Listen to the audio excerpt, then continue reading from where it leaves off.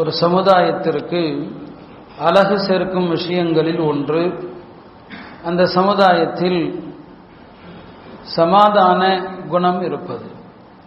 எந்த ஒரு விஷயத்திலும் சச்சரவுகள் சண்டைகள் வராமல் சமரசம் செய்து வைக்கிற ஒரு குணம் எந்த சமூகத்தில் இருக்கிறதோ அது அந்த சமூகம் உயர்ந்த சமூகம் என்பதற்கான அடையாளம்.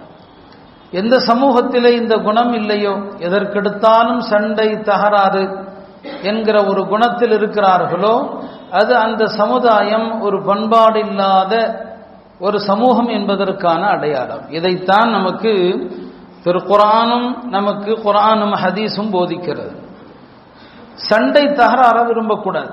அல்லாஹ்வுக்கு அறவே பிடிக்காதவன் யார் அப்படின்னா நபி ஸல்லல்லாஹு அலைஹி சொன்னாங்க, இன்ன அபகதன் நாஸி இலல்லாஹ் அல் அலத்துல் ஹஸீம். மனிதர்களில் அல்லாஹ்வுக்கு ஆக பிடிக்காதவன் யாருன்னு சொன்னா எதற்கெடுத்தாலும் சண்டை, எதற்கெடுத்தாலும் தகராறு செய்பவன். சில பேர் தகராறு செய்வதை தங்களுடைய ஒரு பெரிய திறமையாக கருதுவது, நான் எதையும் யாருக்கும் விட்டு கொடுக்க மாட்டேன் என்று கருதுவது. அப்படி அல்ல. தகராறு செய்பவன் மனிதர்களில் அல்லாஹ்வுக்கு மிக மிக மோசமானவன் என்பதை, கோபமுடையவன் என்பதாக பெருமானார் ஸல்லல்லாஹு அலைஹி வஸல்லம் சொன்னாங்க. நபி ஸல்லல்லாஹு அலைஹி வஸல்லம் ஹயாத்தா இருந்தபோது ஒரு கணவன் மனைவியாகட்டும் அல்லது ரெண்டு சமூகங்களாகட்டும் ரெண்டு நபர்களாகட்டும் ஏதாவது ஒரு பிரச்சனை, அது கடன் விஷயமா இருக்கலாம், வேறு ஏதாவது கொடுக்கல் வாங்கல் விஷயமா இருக்கலாம், ஒரு சின்ன தகராறு அப்படின்னு கேள்விப்பட்டா நபி ஸல்லல்லாஹு அலைஹி வஸல்லம் மற்ற எல்லாவற்றையும் ஒதுக்கிவிட்டு முதல்ல அந்த தகராறை சரி பண்ணுவாங்க. அதுதான் அவங்களுடைய முதல் கண் பணி. என்ன? இந்த தகராறை முடிச்சிடணும். ஒரு நாள் நபி ஸல்லல்லாஹு அலைஹி வஸல்லம் லுஹருடைய நேரம் கொஞ்சம் நெருங்கிட்டு இருக்குது, லுஹர் நேரம் வரப்போகுது. அப்ப கேள்விப்படுறாங்க குபாவுல அங்க இருக்கக்கூடிய ரெண்டு பிரிவினர்களுக்கு மத்தியில சண்டை எந்த அளவுக்கு முத்திருச்சு, இவர்கள் அவர்கள் மீது கல்லறிகிறாங்க, அவர்கள் இவர்கள் மீது கல்லறிகிறாங்க.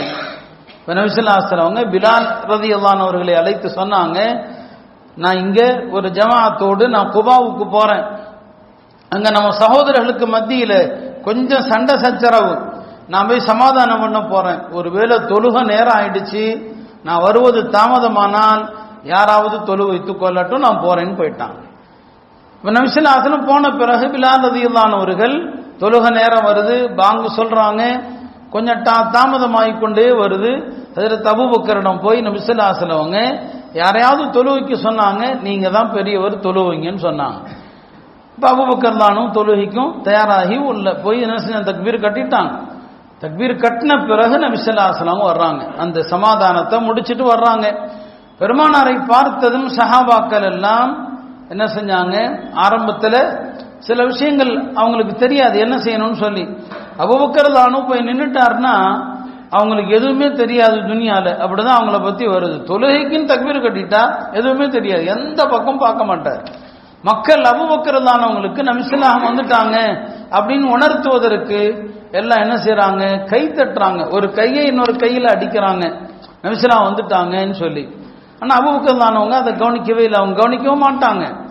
ரொம்ப நேரம் எல்லாரும் கைத்தட்டவும் அபூபக்கர் தானவர்கள் அப்படியே ஓரக்கண்ணால பார்க்கறாங்க, நபி ஸல்லல்லாஹு அலைஹி வஸல்லம் முன் சஃபுக்கு வந்து நிக்கிறாங்க. அப்பதான் ஆஹா நபி வந்துட்டாங்களே, பின்னால வரப்போறாரு, நபி ஸல்லல்லாஹு வராதீங்க, அப்படியே நீங்களே தொழுவீங்க அப்படின்னு சொல்றாங்க. ஆனாலும் அவங்க நபி ஸல்லல்லாஹு பின்னால வந்துட்டாங்க. இல்ல யார் அபூபக்கர் பின்னால வந்துட்டாங்க, நபி ஸல்லல்லாஹு முன்னால போய் தொழுவிச்சாங்க. தொழுது முடித்த பிறகு சொல்லுவாங்க, மக்களுக்கு சொல்லுவாங்க, தொழுகையில யாருக்காவது எதையாவது உணர்த்துவதாக இருந்தால் இப்படி கைத்தட்டாதீங்க, மாறாக சுபஹானல்லாஹ்னு சொல்லுங்க. சுபஹானல்லாஹ் எங்கெல்லாம் சொல்லலாம்னு சொன்னா, இப்ப நீங்க வீட்டிலேயே தொழுதுட்டு இருக்கிறீங்க, யாரோ வந்து கதவை தட்டுறாங்கன்னு சொன்னா நீங்க தொழுகையில் இருக்கிறீங்க அப்படின்னு காட்டுறதுக்கு சுபஹானல்லாஹ்னு சொல்லலாம்.